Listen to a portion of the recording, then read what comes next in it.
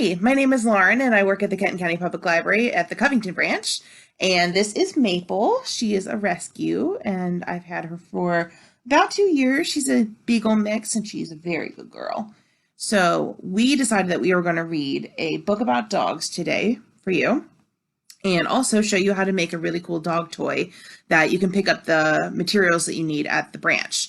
So first we're going to read the book, and then I'll explain all how to make the dog toys. So here we go. This is a book by Trudy Krishner. It's called Bark Park, and Simon & Schuster is the publisher on this one, and they were nice enough to let us read this online. So here we go. Are you ready to listen, Miss Maple?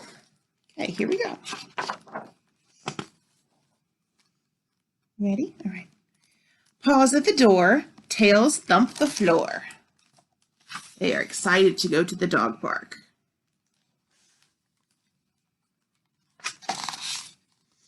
Dogs sit and wait, dogs through the gate.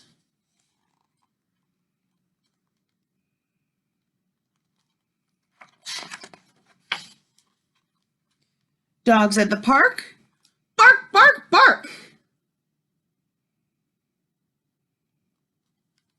Lots of barking at the dog park. What do you see, Maple? You ready? All right, here we go. Dog in a hat, dog in a lap. That's a big dog to be in a lap. But that is usually how it goes. The big dogs like to be lap dogs. Dogs on a ride, dogs on a slide.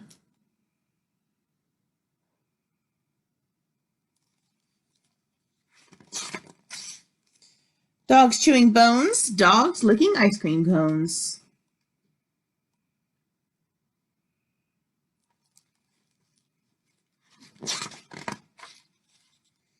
Dogs in the sun, dogs on the run.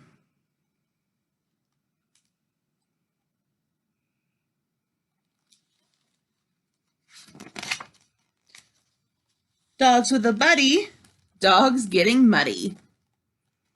The dog park that we go to, even if it rains just a little bit, there are puddles pretty much everywhere. The dogs love to get into it.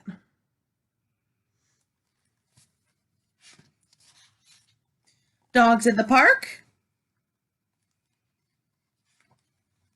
Bark, bark, bark. So many dogs.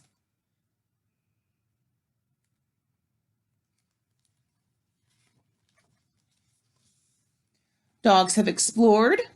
Dogs are adored.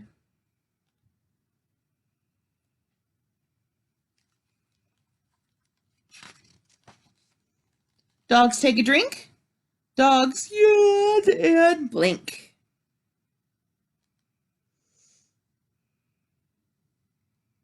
Don't take a drink from the toilet. That's gross. Luckily, my dog does not do that, but I know some dogs do.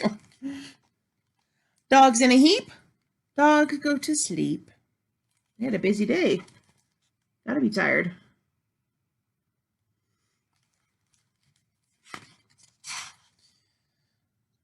Dream in the dark. What do you think they're dreaming about? You ever seen a dog when they're asleep and they move like they're running? Sometimes Maple will bark in her sleep. Park, park, park! That's what those dogs are dreaming about. They want to go back. I think she might dream about that too. So her little legs start going and she starts going, woof, woof.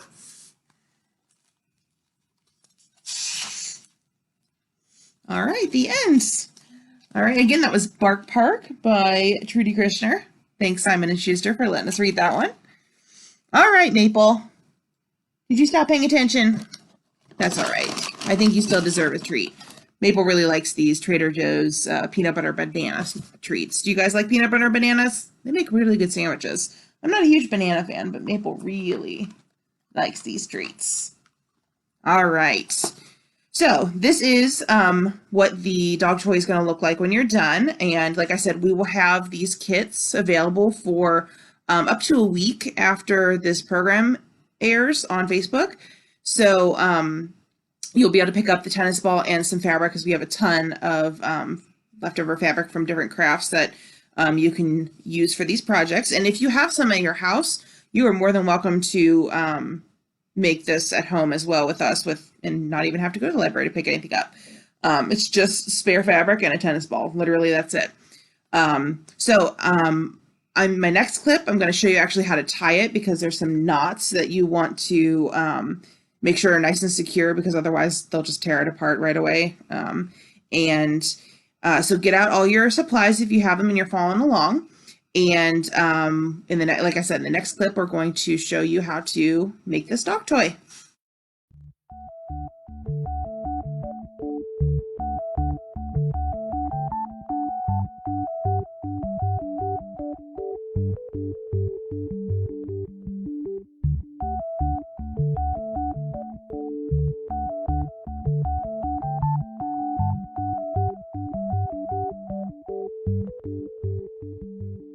Here's everything that you're going to need to make a dog toy at home. If you pick up a kit from us, you will be able to get all of these items except for the scissors. You need to find those at your own house, but everything else I will provide for you if you pick up. We will have these at the Covington branch for a week after this video airs, so until next Saturday.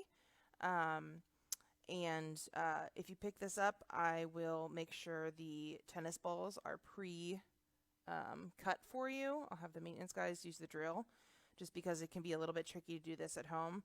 If you are using your own supplies, make sure that you're being very careful. Make sure an adult cuts the holes through the tennis ball, because it is springy, made out of rubber, and it kind of tends to resist you cutting a hole in it. So tennis ball, an unsharpened pencil, because it helps you push the fabric through, and then 2 strips of fabric that are going to be the bulk of the toy. Okay, so I'm going to set these scissors aside because I'm not going to need them. This is just in case we need to trim it at the end. I'm going to take both of the fabric pieces, and they're already kind of doubled, but you're going to double them in half so that you kind of got two loops, and one shorter than the other on purpose. If yours are the same length, because we're basically just getting rid of a bunch of fabric, so if they're the same length, it's not a big deal. Just fold them, and it doesn't matter which one's inside and which one's outside. And then you're going to kind of lay them flat against each other, like that, at the top where the loop is going to be, like that. And then take your pencil, kind of wrap it around, and use it to stick the fabric through the tennis ball. You can take the pencil out. Ugh. There we go. Pull that through a little bit, and then you're going to tie a knot so that tennis ball stays on there. So pull it down a bit until you get enough to make just an overhand knot. And get it nice and tight so that tennis ball will stay on there when your dog is tugging on it, because this is a really good toy to play tug-of-war with, or tuggies. Alright, so you have a nice knot there, and you're going to push your tennis ball back up nice and flush with that knot. It's okay if it's a little lopsided. It has a hole in it after all. Alright, so the next step is to tie the knots. You can do this in a couple different ways, but I'm going to show you what I think is the best way, because it is a little bit more of a sturdy knot. You can braid it, of course, if you know how to braid. You would just take these 2 middle pieces as one and braid it, which you can definitely do. If your dog is like dogs I've had in the past, they will go through that really quickly and it won't stay together. So I like using a macrame knot or like a square knot. If you've ever seen like macrame hangings, or plant hangers or bracelets or whatever, it's the same knot that you use for those, just a square knot, but it's around a middle piece, so it kind of provides a sturdy interior for it. So all you're going to do to make this square knot is you're going to lay your left piece of fabric over your middle piece in the shape of a 4, like that. See how it looks like a 4? one of those fancy fours that's all together. And then you're going to take the other piece. It's going to go over the stick or the tail of the four. The tail, I guess. This is a stick. The tail of the four. Under the stick of the four. And then up through the loop. Okay, so see, you got a knot like that. All right, and then you're going to pull it tight, but be very gentle. Don't just pull it, kind of work it up to the top so it doesn't just come right out. Oops, my pencil's running away. Here we go. Okay, and you got your first knot. And get it all the way up to the tennis ball, nice and tight. Okay, there we go.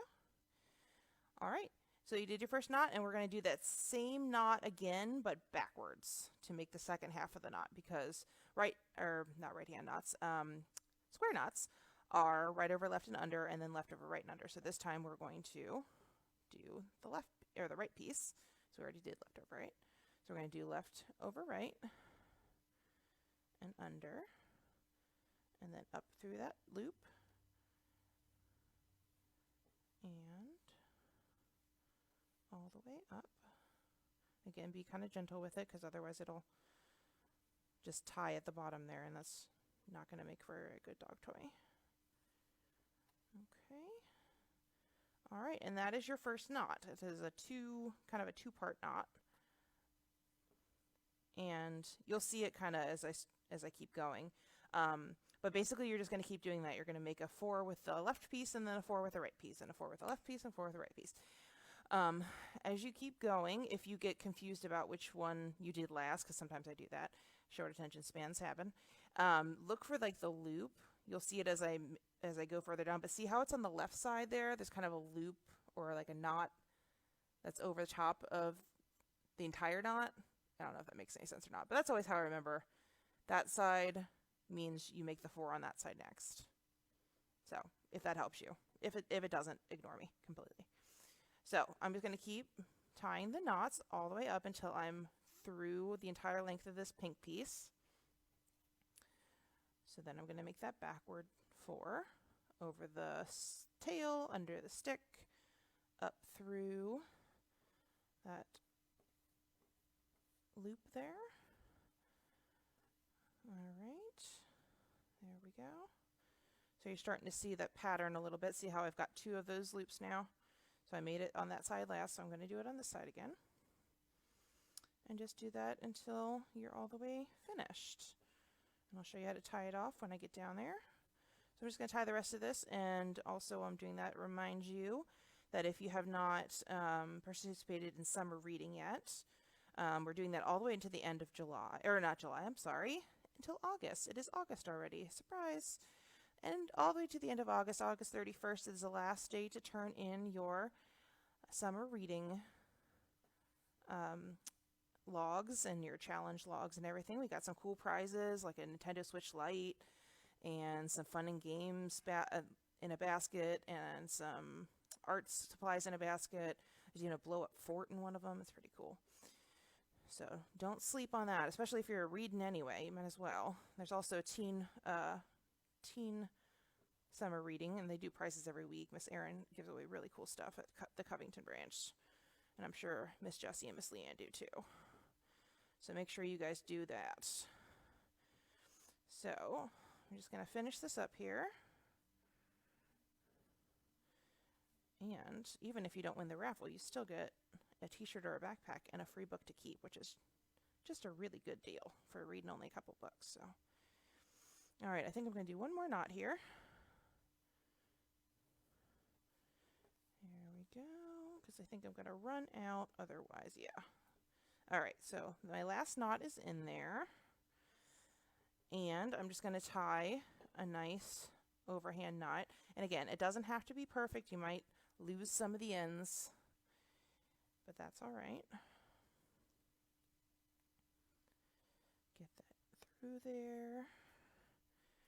If you have enough left, you can tie it again. Just kind of get rid of the rest of the ends, because whatever you don't cut off, your dog will, I'm sure, will just, shred it off themselves. So I'm just going to cut some of these loose ends here.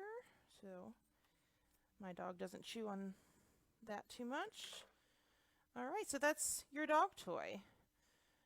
All right, you see that flat pattern I was talking about? If it starts to go twisty, that's not a big deal. It just means you did the same side twice, like I was talking about the forward fours and the backward fours. It's not a big deal. As long as you got some knots in there, that's going to prevent your dog from immediately ripping it apart. You got a good dog toy.